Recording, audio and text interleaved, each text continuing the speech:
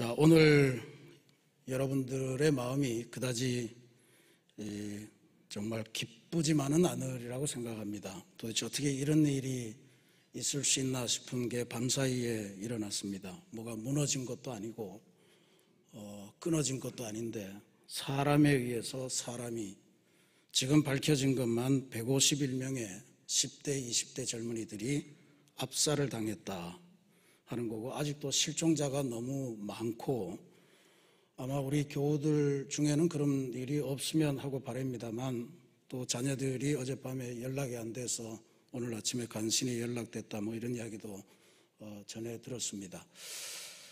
오늘 기도하신 권사님의 말씀처럼 이게 우리가 어떻게 할 수 있는 일은 아니지만 우리가 지금 무엇을 향해 달려가고 있는지 다시 한번 성찰하는 그런 기회가 되고, 하나님께서 특별히 슬픔을 당한 모든 가족들을 하늘의 위로로 잘 어루만져 주시고 새로운 출발할 수 있도록 그런 기회가 되기를 간절한 마음으로 기도드립니다. 오늘은 개신교가 이 땅에 태어난 것을 기념하는 종교개혁 기념주일입니다. 종교개혁 기념주일은 여러 가지 사건이 많은 속에서도 마틴 루터라고 하는 한 천주교 신부의 회심을 바탕으로 해서 기록된 역사입니다. 1517년에 그런 일이 있었다. 그러니까 천주교는 더 이상 제가 믿지 못하겠습니다. 95개에 달하는 방방문을 내걸고 천주교 탈퇴를 선언한 그러한 날입니다. 그러니까 올해가 벌써 505주년 되고 우리 개신교회의 나이도 505살이 된 겁니다. 지금 우리는 코로나 이후에 새로운 시대를 주신 거고 새로운 시대로 나아가야 되는데, 그러기 위해서는 새로운 교회, 새로운 사명이 필요하다는 것을 인식하고 그래서 시대에 맞는 새로운 부흥을 만들어내자 이렇게 기도하고 있지 않습니까?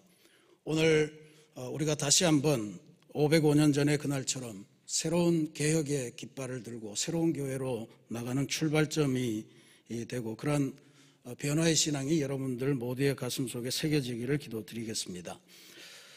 어제부로 3번에 걸쳐 진행된 2022년 가을 농촌 선교 활동이 모두 마감됐습니다. 통계를 보니까 6개 교회에 모두가 140분의 성도님들이 참여하셨습니다. 연 인원입니다. 2번, 3번 가신 분들이 계시기 때문에 전체적으로 참여하신 교우들은 100분 정도가 됩니다. 그 중에서 우리 22분의 어린이 청소년들이 함께하면서 아주 귀한 역할들을 많이 했습니다. 그래서 이 시간에 먼저 감사를 드립니다. 3주간 동안 현장에 참여하신 모든 성도님들, 그리고 여러 가지 사정으로 인해서 현장에는 가지 못했으나 기도로 참여하시고 후원해 주신 모든 성도님들께 진심으로 감사의 말씀을 드립니다. 우리 감사의 박수를 한번 하겠습니다. 수고하셨습니다. 저도 참여하면서 참으로 큰 은혜와 비전을 얻었습니다. 일단 감사한 거는 한 주 한 주 진행되면서 이게 과연 토요일에 결혼식도 많고 일도 많은데 될까 싶었는데 갈수록 열기가 뜨거워졌다라고 하는 게 저는 우리 새신교회의 선교 역사에 중요한 그러한 면이 보인다. 그래서 감사했고요. 또 3년 만에 진행되면서 예전처럼 아니고 토요일 짧은 한나절 진행하는 봉사이기 때문에 힘겹고 어려운 점들이 많았습니다. 그런데도 모든 성도들이 다 지혜와 사랑을 모아서 문제가 있으면 해결하고 어려움이 있으면 같이 돕고 해서 전부 다 승리했습니다. 그리고 더더욱 감사했던 것은 이번 농촌 선교 활동을 통해서 나타나는 모습을 보면서 우리가 앞으로 이루고자 할 교회가 어떤 교회인가 하는 것을 다시금 확인하게 됐고, 또 그런 면에서 선교하는 교회로서의 재부흥, 또 선교하는 성도로서의 거듭남, 이런 것들이 이루어진 귀한 기회였다. 이렇게 해서 너무 감사했습니다. 바쁜 일상 속에서 시간을 쪼개어 내셨고, 또 전혀 얼굴도 모르는 분들의 손을 덥석덥석 잡으면서 안부를 전하고, 또 그들의 헝클어진 머리를 매만지면서 다듬어주고, 또 몸이 아픈 부위를 만져주고, 함께 식사를 나누고 또 심지어는 가정을 방문해서 그 가정의 수건 사업이었던 그런 일들을 해결해 주는, 어려움을 돌보는 모든 일들을 했는데 이게 하나하나가 다 쉬운 일이 아니었습니다. 그런데 감사하게도 진행되는 모든 과정에서 성도님들의 표정을 보면 제 입속에는 하나님 참으로 감사합니다 하는 고백이 절로 터져 나왔습니다. 너무너무 행복해 보이는 거예요. 힘든데 행복을 감출 수 없는 그러한 표정을 볼 수 있었습니다. 아, 이게 교회로구나. 이게 우리가 만들어 가야 될 참된 교회로구나. 이것이 그리스도 안에서 하나 되는 그런 과정이로구나 하는 것을 아주 깊게 느낀 귀한 선교 활동이었습니다. 특별히 개신교회가 탄생한 이 주일에 이런 고백을 할 수 있도록 모든 일정을 은혜 가운데, 좋은 날씨 가운데, 모두의 참여 가운데 어떤 사고도 없이 아름답게 마무리되고 고백할 수 있게 돼서 너무너무 감사하고 하나님께 영광을 돌립니다. 자, 오늘이 개신교회의 탄생일인데 개신교회의 탄생의 배경을 잘 이해하면 좋지만 그 쉬운 일이 아닙니다. 이 세상이 바뀐 일이거든요. 단지 교리상의 문제만이 아니고 사회도 바뀌었고 그리고 모든 것들이 다 바뀌어서 종합적으로 이해한다는 것이 쉽지 않습니다. 그래도 누가 물으면 개신교하고 천주교의 차이는 뭐야? 그러면 대답 정도는 해 주실 수 있어야 되니까 핵심만은 정리하고 계셔야 될 것 같아서 오늘 잠시만 말씀드립니다. 종교개혁이라고 그러죠. 굉장히 거만한 서양 사람들의 표현입니다. 또 우리도 잘못 번역을 했습니다. 사실은 천주교 개혁이죠. 중세 천년을 지배했던 천주교를 개혁한 거를 그냥 그때는 종교라 그러면 천주교밖에 없으니까 그렇게 한 거죠. 근데 말씀드렸듯이 마틴 루터의 회심으로부터 시작됩니다. 마틴 루터는 천주교 신부였는데 죄 문제에 대해서 대단히 민감한 의식을 갖고 있는 그런 신부였습니다. 죄가 마음속에 남아있는 것을 견디지를 못한 사람이에요. 그래서 죄가 생각날 때마다 가서 고해성사라는 거 있잖아요. 고해실에 가서 죄를 아뢰습니다. 얼마나 철저하게 이걸 했냐 하면 죄가 생각나면 하던 일을 멈추고 가서 회개하러 가는 거예요. 그러니까 그 고해를 받아주던 주임 신부님께서 얼마나 마틴 루터가 철저하게 하냐 하면 야, 그 루터 신부야, 제발 이러지 마라. 죄를 한꺼번에 좀 모아서 가져와라. 이렇게 하면 아무도 일을 못하지 않냐. 너 틈만 나면 그냥 죄 갖고 오는데 그러지 마라. 할 정도의 부탁을 할 정도로 그렇게 죄에 민감했습니다. 그런데 그의 마음속에는 그렇게 죄를 고백하고 용서함을 받고 해도 도무지 그의 마음속에 구원받았다, 하나님께 영접됐다 하는 기쁨이 없는 거예요. 그의 마음속의 고민은 이런 거였습니다. 내가 기억나는 죄는 이렇게 고백하지만 내가 기억도 하지 못하는 죄는 도대체 어떻게 사해야 되나. 천주교가 사실 이런 문제에 깊은 고민을 갖고 하는 일이 있습니다. 그게 바로 성사라고 하는 거거든요. 이른바 성례전이라고 하는 겁니다. 우리도 천주교에서 건너오신 분들이 여러 분 계신데 천주교에는 대표적으로 7개의 성사가 있습니다. 세례성사, 우리가 성찬식이라고 부르는 성체성사, 또 결혼할 때 하는 혼배성사, 병이 들면 하는 병자성사, 또 신부님들 소품 받고 뭐 이런 거 할 때 하는 성품성사, 또 뭐가 있습니까? 하여튼 그렇게 7개의 성사가 쭉 있습니다. 이게 성인식 같은 거는 견진성사 이런 것도 있죠. 이게 왜 있냐 하면 이런 성사를 하나씩 수행해 가면서 내가 기억하는 죄, 기억하지 못하는 죄를 조금씩 씻어갈 수 있다고 믿는 게 천주교예요. 그러니까 이런 7대 성사 말고도 성인들 그 동상 앞에 혹은 성인들 그림 앞에 가서 기도를 외우면서 자기의 죄를 씻거나 아니면 성당에 올라가는 그 계단을 무릎으로 기어 올라가는 고행 같은 거 하면서 혹은 사순절에는 나무 위에 가서 잠자면서 예수님의 십자가를 체험하고 골고다 길을 생각하면서 막 불로 달군 그 자갈밭 위를 걸어가고 뭐 이런 다양한 걸 하면서 자기의 죄를 씻자고 하는 거거든요. 루터가 죄의 문제에 민감한데 얼마나 열심히 이런 성사들을 수행했겠습니까? 근데 끊임없이 수행해도 한도 끝도 없는 거예요. 아무리 죄를 고하고 또 성사를 통해서 씻으려고 해도 죄에 대한 의식으로부터 자유하다는 느낌이 전혀 들지 않는 거예요. 왜 이렇게 구원의 기쁨이 없을까? 왜 나는 죄사함의 기쁨이 없을까? 왜 나는 하나님에게 온전히 영접받고 천국에 간다는 확신이 들지 않는 걸까? 이게 마틴 루터의 신부로서의 고민이었습니다. 제 친구 목사님 중에 죄의 문제를 해결하지 못해서 깝깝해하는 루터의 마음을 사도세자의 마음에 빗대서 설명하는 그런 거를 제가 경험을 했는데 참으로 그럴싸하게 들렸습니다. 그래서 한번 여러분들과 나눕니다. 사도세자는 영조대왕의 아들이죠. 영조는 출신 배경이 그다지 떳떳하지 않습니다. 무술의 출신의 후궁에게서 태어났어요. 이게 조롱거리의 하나가 되죠. 그 다음에 왕이 된 배경도 그의 앞에 선왕, 경종이 급사합니다. 그래서 많은 조정의 사람들이 저거 영조가 독살하고 왕위를 차지한 것일 거다, 그렇게 수군수군대는 그런 마당에 있었습니다. 그러니까 영조는 임금이 되면서부터 내 아들에게만은 절대로 이런 뒷담화가 나오지 않는 그런 왕을 세우리라. 그래서 처음부터 아주 반듯한 왕을 만들어주겠다고 세자 교육을 시작했습니다. 첫 아들이 태어나자마자 그를 세자로 책봉하고 2살이 되면서 왕세자 교육을 시작해요.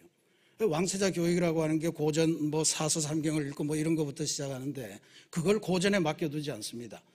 보면 영화에 보면 아예 자기가 교재를 만들어요. 밤을 새서 만듭니다. 밤을 새서 만들고 그거를 세자에게 갖다서 이거를 내가 가르치는 대로 하나씩 공부를 해라. 그게 사도세자가 영특한데 처음 어릴 때는 그걸 잘 따라합니다. 근데 나이가 좀 들기 시작하면서 사도세자는 공부의 뜻이 없어요. 공부의 뜻이 없고 뭘 좋아하냐면 그림 그리는 거를 좋아해요. 새를 그리고 누가 갖다 준 선물이 있으면 그걸 열심히 그리고 그 다음에 칼을 갖고 놀고 활 쏘고 이런 걸 좋아한단 말이에요. 그러니까 영조가 공부 하나 하고 가보면 그림 그리고 있고 그러니까 막 부모로서 속이 아마 여러분들도 그런 체험을 많이 하실 거예요. 공부 하나 가보면 엉뚱하게 음악 듣고 있고 이러잖아요. 근데 영조가 그걸 보다 못해서 권면도 하고 강압도 하고 그런데 결국은 둘 사이에 큰 충돌이 납니다. 워낙 압박하고 또 모멸찬 말들을 함부로 해대니까 사도세자가 어느 날 영조에게 폭탄 선언을 합니다. 도대체 이깟 공부, 이깟 예법, 전통의 이런 것들이 도대체 뭐라고 아들을 이렇게 고생을 시킵니까? 나는 이런 걸로 왕이 된다면 왕을 안 하겠습니다. 이렇게 폭탄 선언을 해요. 그러니까 영조, 송강호죠. 송강호 씨가 그런 말을 해요. 아들한테 차마 하지 못할, 너는 존재 자체가 영모다. 임금의 말을 듣지 않는 거니까 너는 존재 자체가 반역이다, 영모다, 이런 이야기를 하면서 그 사도세자를 뒤주에다가 가둬놓고 거기에서 굶겨 죽이잖아요. 사도세자는 그 안에서 미쳐서 결국은 정신은 미치고 육신은 굶어서 그렇게 죽습니다. 죽은 다음에 아버지가 아들을 잃은 슬픔을 기억해서인지 아들에게 시호를 내리는데 그 이름이 바로 사도예요. 생각할 사자, 슬퍼할 도자, 애도할 때 도자입니다. 그러니까 슬픔을 생각한다 하는 이름을 붙여서 이제 그를 사후에 그렇게 합니다. 이게 존재 자체가 영모다라고 하는 이 말이 사도세자의 마음속에 깊이 박혔습니다.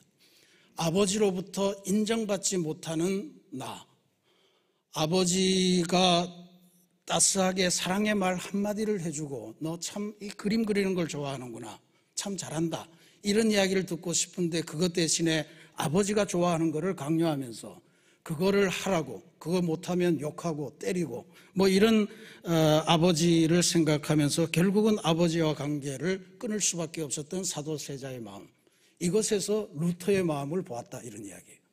아무리 죄를 용서받고자 해도 도무지 죄가 씻어지지 않는데 하나님 앞에 청결한 마음으로 나가려고 하는데 내 마음이 여전히 추악해서 도저히 하나님이 나를 받아줄 것 같지 않은 그 마음을 루터가 괴로워했다는 거예요. 끊임없이 고행하면서도 하나님에게 영접되지 않는 느낌, 그걸 가진 거예요. 천주교가 그렇습니다. 계속해서 그는 성사를 통해서 우리의 죄를 씻어나간다고 하지 완벽한 해방이 없는 거예요.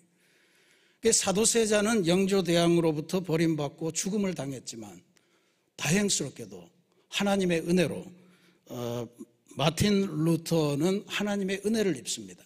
그가 성경을 보는 중에 오늘 우리가 교동문에서 보셨습니다만 로마서를 읽다가 로마서 1장 17절을 보면서 그의 인생에 해방감을 느낍니다. 이런 말씀입니다. 복음에는 하나님의 의가 나타나서 믿음으로 믿음에 이르게 하나니 기록된 바 오직 의인은 믿음으로 말미암아 살리라 하는 이 말씀이에요. 그 전까지 루터에게 하나님 혹은 하나님의 의, 하나님의 공의라고 하는 게 뭐냐? 루터는 이렇게 생각을 했던 거예요. 하나님은 늘 내 죄를 바라보시고 내 죄를 발견하면 그 죄를 가지고 나에게 죄에 합당한 징벌을 내리시는 무서운 하나님으로 보았던 거예요. 그러니까 하나님 앞에 용납되기 위해서는 죄를 없애야 되는데 죄를 없앨 방법은 없고 그래서 늘 도망다니면서 그렇게 하는 그런 안타까운 모습이에요. 이게 루터가 바라본 하나님이었거든요. 근데 이 로마서의 1장 17절을 보다가 하나님의 의가 그게 아니네, 새로운 거를 발견한 겁니다. 하나님의 의라고 하는 것은 믿음으로 믿음에 이르게 하나니 오직 의인은 믿음으로 말미암아 살리라. 하나님 혹은 하나님의 의는 우리의 죄를 바라보면서 우리를 징계하시고 우리를 혼내시고 하는 하나님이 아니고 우리의 죄를 바라보시면서 그렇구나, 너 정말 힘들겠구나, 내가 네 죄를 덮어주마, 그리고 너는 내가 특별한 고난으로 너에게 의인의 명찰을 달아줄 테니 죄의 권세에서부터 해방되어서 자유롭게 살아라 라고 하는 그 사랑의 하나님을 발견한 거예요. 차마 구원받는 반열에 들지 못하지만 하나님이 특별한 은혜와 자비로 우리들을 구원시켜 주시겠다고 하는 약속의 말씀을 주시는 거, 이분이 하나님이시구나. 오직 의인은 믿음으로 말미암아 살리라. 우리의 고행하는 행동이 아니고 하나님을 믿는 믿음, 예수 그리스도를 믿는 믿음으로 나는 구원에 이르구나. 루터가 이 발견을 한 다음에요, 이 구절을 읽을 때 그가 쓰기를, 나는 이 구절에서 새로운 하나님의 의를 발견할 때 나는 이미 천국에 이르는 문을 통과했다는 확신을 갖게 됐습니다 라고 하는 고백을 합니다. 그제서야 느낀 거예요. 하나님은 나를 이미 용서하셨구나. 내가 여전히 추악한 죄인이지만 나를 죄인으로 안 보시는구나. 나를 천국에 들어갈 수 있는 합당한 자격을 가진 존재로 보시는구나 하는 것을 느낀 거예요. 여전히 죄인인데, 우리들의 죄가 추악한데 죄를 주님께서 덮어주시고 너는 이제 죄인이라고 부르지 말고 의인이라 명찰을 붙여주시면서 이제는 의인답게 살아가라 라고 하는 그것을 주시는 거예요. 이게 우리 개신교 신앙의 핵심입니다. 여전히 우리는 죄인이지만 그렇다고 죄인의 운명으로 멸망하지 않아요. 하나님 앞에 나와서 하나님으로부터 의의 딱지를 부여받고 의롭게 살아가는 그러한 사람이 되는 거예요. 이게 루터가 발견한 새로운 하나님이고 그런 거죠. 그러니까 뭡니까? 개신교라고 하는 거는 하나님께서 죄인인 우리를 이렇게 환대하시고 죄인인 우리를 영접하시고 우리를 구원하시기 위해서 인도하시는데 이게 잘 안 될까 봐 자기의 독생자를 죽여서 희생제물로 삼아가면서 죄값을 갚아주시고 우리로 하여금 구원의 길을 가도록 만들어주셨다. 우리 개신교회가 교회를 만드는 이유가 뭐냐면 하나님이 나를 영접해 주신 거, 하나님이 나를 환대해 주신 거를 서로 나누기 위해서 이렇게 모여서 예배 드리는 거예요. 오늘 우리가 봉독한 짧은 말씀에 마태가 중요한 단어 2개를 씁니다. 하나는 영접이고 하나는 상입니다. 영접이라는 말이 여기 지금 무려 6번이나 나옵니다. 3절밖에 안 되는데 6번이나 나와요. 영접이라고 하는 거 쉽게 이야기하면 영어로 말하면 웰컴이에요. 예수님의 제자를 웰컴하면 예수님을 웰컴하는 게 되고, 그건 나아가서 예수님을 보내신 하나님을 웰컴하는 게 된다라고 하는 게 예수님의 말씀입니다. 그리고 또 나아가서 전도자나 사명자, 즉 예수님을 따라다니려고 하는 제자들, 선지자들, 의인들, 의인이 흠없다는 뜻이 아니고 하나님을 따라다니는 사람을 의인이라고 하거든요. 이런 사람들을 영접하면 이 사람들은 뭐야? 한평생 주님의 뒤를 따라가면서 말씀을 따라가면서 실천한 그런 사람들이 하늘에서 받을 상이 커요.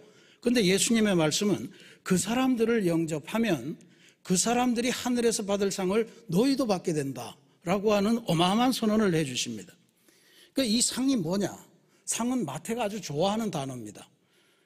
복음서 중에서요, 마가는 단 2번, 상을 언급하고 누가는 딱 한 번 그의 복음서에서 상을 언급하고 요한은 상이라는 거 아예 언급하지 않아요. 근데 마태는 13번이나 상을 언급해요. 천국의 상. 근데 그 천국의 상을 13번 언급하는 동안에 이 짧은 구절에서 무려 3번이나 상을 언급한다. 얼마나 이게 중요한 구절입니까? 그러니까 하나 그 천국에서 받는 상이 있는데 우리가 다 천국에 가서 받는 상이 있는데 그 상을 받는 비결이 뭐냐? 마태가 예수님의 말씀을 우리에게 들려주시는 바에 따르면 그건 바로 하나님을 따르는 사람 혹은 하나님의 말씀을 따라 사는 사람들을 영접하는 것이 그 비결이다. 이렇게 알려주신 거예요. 다시 한번 보십시다. 선지자의 이름으로 선지자를 영접하는 자는 선지자의 상을 받을 것이요, 의인의 이름으로 의인을 영접하는 자는 의인의 상을 받을 것이요. 이건 좀 어려운 구절이죠. 여기서 선지자의 이름으로, 의인의 이름으로, 이 구절을 잘 해석해야 됩니다. 이게 뭐냐 하면 이렇게 해석하시면 됩니다. 그가 선지자라는 이유 때문에 네가 그를 영접하면 너는 선지자의 상을 받을 것이라. 그가 하나님을 따르는 의인이라는 이유 그 하나만으로 그를 영접하면 너는 그 의인이 하늘에서 받을 상을 너도 받게 될 것이다 라고 하는 말씀입니다. 여기 선지자나 의인, 제자 뭐 이런 것들이 다 예수님 시대에는 예수님을 따라다니는 12제자 혹은 70제자 뭐 무리들 이렇게 볼 수 있지만 오늘 우리 21세기 우리 그리스도인들에게는 복음 전도의 사명을 띠고 하나님을 믿습니다, 구세주로 믿습니다, 예수 그리스도의 종입니다 이러면서 고백하는 모든 그리스도인들을 향한 그런 말씀인 거예요. 그러니 여기에서 우리가 영접하다라고 하는 의미를 다시 봐야 됩니다. 예수님께서는 여기서 영접하는 것을 이들 사람들, 특히 제자의 이름으로 지극히 작은 자 한 사람에게 냉수 한 그릇을 주는 게 영접이다 이렇게 말씀하시죠. 냉수 한 그릇 줄 수 있죠. 냉수 한 그릇 줄 수 있어요. 근데 이 맥락은 잘 보셔야 됩니다. 팔레스타인의 그 사막 기후에서 계속해서 어려운 시기를 걸어가는데 중간에 나오는 냉수 한 그릇, 그거는 우리가 보기에는 작은 거지만 그 사람이 보기에는 가장 필요한 거예요. 계속해서 길을 갈 수 있도록 연장시켜 주는 거거든요. 그러니까 사막의 태양 아래를 지나가는 나그네에게 물 한 그릇, 그건 생명수입니다. 계속해서 길을 걸어갈 수 있도록 하는 것, 그러니까 하나님의 말씀을 따르는 사람이 하나님의 말씀을 계속 따를 수 있도록 필요한 것을 주는 것, 그게 영접이다. 지금 이런 말씀을 하는 거예요. 냉수 한 그릇, 우리에게는 사실 아무것도 아닐 수 있는데 그거를 그 사람에게 줄 수 있느냐라고 하는 그 마음이 영접이고, 이 영접을 베푸는 이가 그 길을 가는 사람들이 누리는 하늘의 상, 그것을 우리들도 누리게 되게 하신다라고 하는 게 예수님의 말씀입니다. 오늘 우리가 살아가는 세상 또 삶이 대단히 팍팍합니다. 그래서 신앙생활 하는 것도 녹록치 않은 게 사실입니다. 바우만이라고 하는 신학자가 있는데 그 신학자는 이런 유명한 고백을 해요. 예배당, 어느 예배당이든지 예배당 좌석마다 성도들의 눈물과 아픔이 고스란히 배어 있다. 무슨 이야기냐 하면 성도들이 교회에 올 때 기쁘고 환희에 넘쳐서 막 자랑하고 이렇게 온다는 게 아닌 거예요. 우리들의 영적 현 주소입니다. 깝깝하고 미치겠고 쓸쓸하고 괴롭고 이런 마음을 가지고 지금 예배당에 오는 것이 우리 성도들의 현 주소라는 거예요. 그러니까 마치 사막 같고 광야 같은 그 길을 터벅터벅 걸어가는 그 사람이 오아시스를 갈망하는 마음으로 여기에 오는 거다, 이런 이야기죠. 그러니까 그런 사람들에게 냉수 한 그릇을 주는 것, 그게 교회가 할 일이라는 거예요. 실제로 우리 새신교회도 여러분 성도들이 광야 같은 인생에서 하나님의 은혜를 체험할 수 있도록 다양한 방법으로 환영합니다. 영접합니다. 환대합니다. 여러분들 여기 그냥 와 계시지만 여기 오실 때까지 수많은 환대를 받고 지금 오셨어요. 먼저 교회 입구에 오시면 우리 주차봉사 요원들이 막 빨간 막대기 들고 막 인사를 합니다. 여러분들을 환영하는 거예요. 뭐 이렇게 지시하는 게 아닙니다. 차를 타고 오실 때는 나 저 사람 몰라 그러지 마시고 꼭 차창을 내리시고 인사를 해주면서 영접에, 환대에 반응해 주시기 바랍니다. 모르면 어떻습니까? 그렇죠? 서로 인사해주고 뭐 나쁜 거 아니잖아요. 그렇죠? 그렇게 해주셔야 됩니다. 그 다음에 주차장에 들어와서 예배당에 들어오기 전에는 또 1층하고 8층에 안내위원들이 서 있어요. 그분들 맨날 웃으면서 이야기해요. 실없어서 웃는 게 아니에요. 여러분들이 하나님의 말씀을 쫓아서 왔는데 그 말씀을 계속 가라고 냉수를 대접하는 거예요. 그분들에게 반갑게 인사하셔야 됩니다. 그저 고개만 까딱하고 아니면 그냥 난 모르는 사람인가 해서 지나가고 이러시면 안 됩니다. 또 예배당에 들어오면 여러분들이 은혜를 받을 수 있도록 방송실에서 모든 디자인을 준비하고요. 또 여기에 보면 이렇게 그날의 의미를 살릴 수 있도록 우리 재단미화 위원들이 금요일부터 준비해서 이 꽃꽂이를 만들어요. 성찬을 할 때는 성찬 위원들이 준비를 하고 또 우리 설교자도 그렇고 기도하시는 분 그렇고 찬양하시는 분들 모두가 여러분들을 환대하고 영접하기 위해서 끊임없이 연습하고 그렇게 훈련해서 이 자리에 오시는 거예요. 그러니까 이 영접하고 환대하는 게 우리 신앙생활의 대부분이다 이렇게 생각하셔도 상관이 없습니다. 근데 이게 어떻게 가능하겠냐? 바로 루트가 느꼈던 그 마음이에요. 아, 진짜로 구원받을 가능성이 전혀 없는데 하나님이 나를 영접해 주셨구나.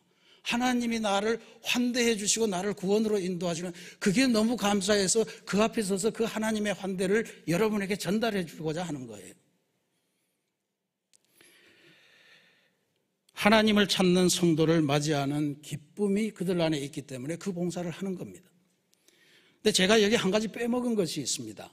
진짜로 중요한 건데 이거는 성도님들이 다른 성도님들을 친히 서로 영접하는 겁니다.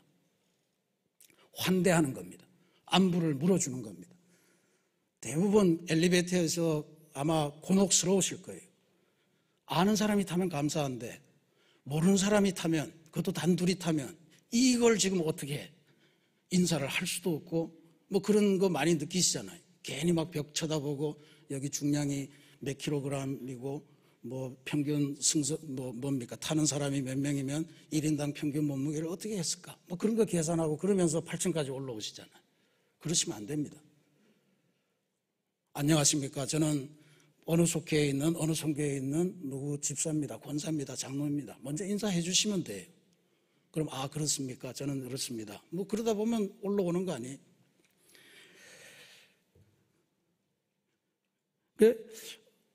성도님들이 성도님들을 친히 환대하고 영접하는 것이 우리들의 일상적인 신앙의 문화가 되는 것, 그거는 바로 우리가 죄인으로서 하나님의 구원이라고 하는 그 어마어마한 것을 얻었기 때문에 서로 나누고 싶은 그런 마음에서 비롯되는 거예요. 그러니까 잘 준비되고 훈련되고 하신 분들이 여러분들을 영접하는 것도, 그 세련된 영접도 아마 교회를 부흥시키는 중요한 원인이 될 수 있습니다. 어느 교회를 가면 전혀 아는 척 안 하는 데도 있어요. 아무도 세우지 않고 나는 그냥 여러분 모두가 하나님만을 만나러 왔으니까 하나님만 만나고 가십시오. 주변에 있는 사람들 누가 있든 신경 쓰지 말고 그냥 가십시오. 이러는 교회들도 혹가다 있을지도 모르겠습니다.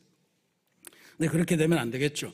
그래서 저는 우리 예배가 더 풍성하고 하나님이 나에게 주신 은혜를 더 아름답게 나누기 위해서 성도들과 성도들 사이에 서로 영접하는 것, 서로 환대하는 것, 이런 것들이 훈련이 돼야 된다. 이게 우리 새신교에서 제일 안 되는 부분이다. 제가 7년 동안 관찰해 보면 그렇습니다.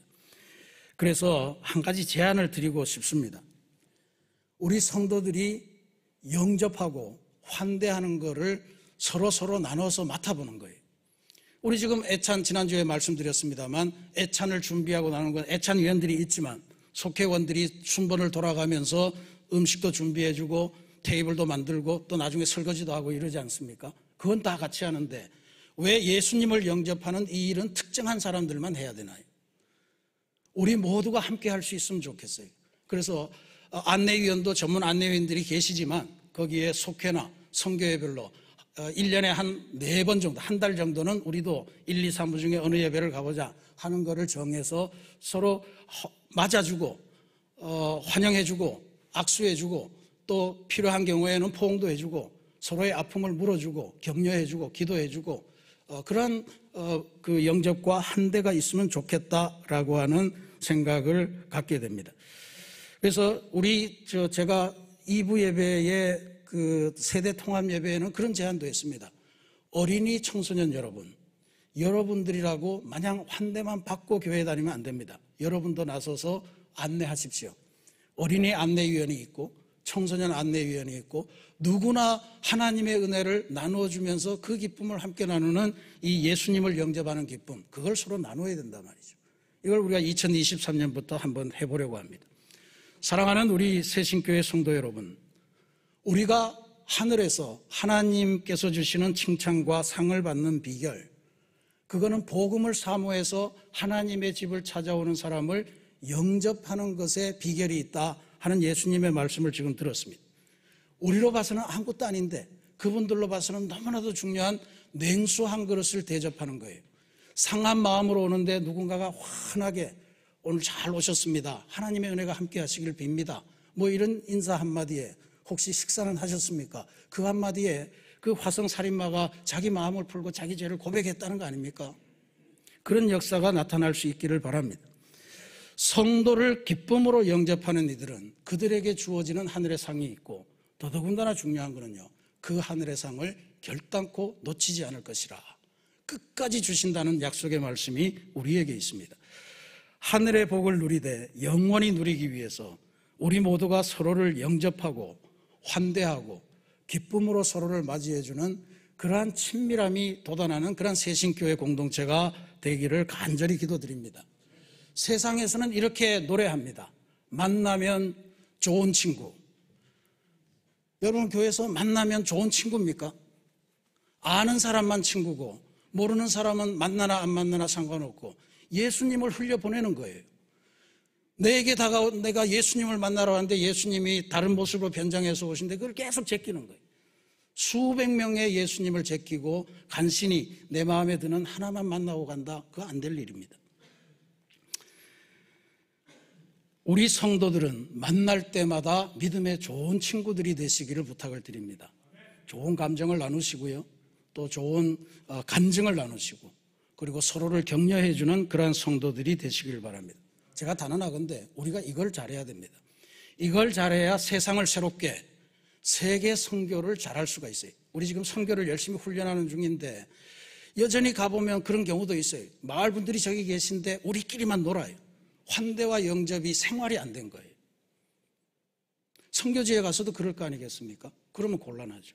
그러니까 그런 면에서 우리가 우리 새신교회 안에서 나는 친한 사람만 친구가 아니고 이곳에 들어오는 모든 사람이 내 친구고 내가 영접해주고 환대해야 될 나의 벗이다, 믿음의 벗이다, 길벗이다, 영혼의 도반이다, 그렇게 생각을 하며 우리 모두가 친밀하게 되어서 이걸 실험함으로써 우리가 새신교회 주신 하나님의 소명, 세계 선교의 사명, 세상을 새롭게 하는 그 역할을 온전히 감당할 역량도 아울러 키우는 그러한 역사가 있기를 바랍니다. 우리 새신교회가 더욱 힘차게 선교하며 세상을 새롭게 하는 아름다운 교회가 되기 위해서 모든 성도들이 기쁨으로 서로서로 영접하고 환대하고, 그래서 만나면 모두가 아주 좋은 영적인 친구가 되고 믿음의 벗이 되는 아름다운 교회로 부흥해 가기를 주님의 이름으로 축원합니다. 기도하시겠습니다.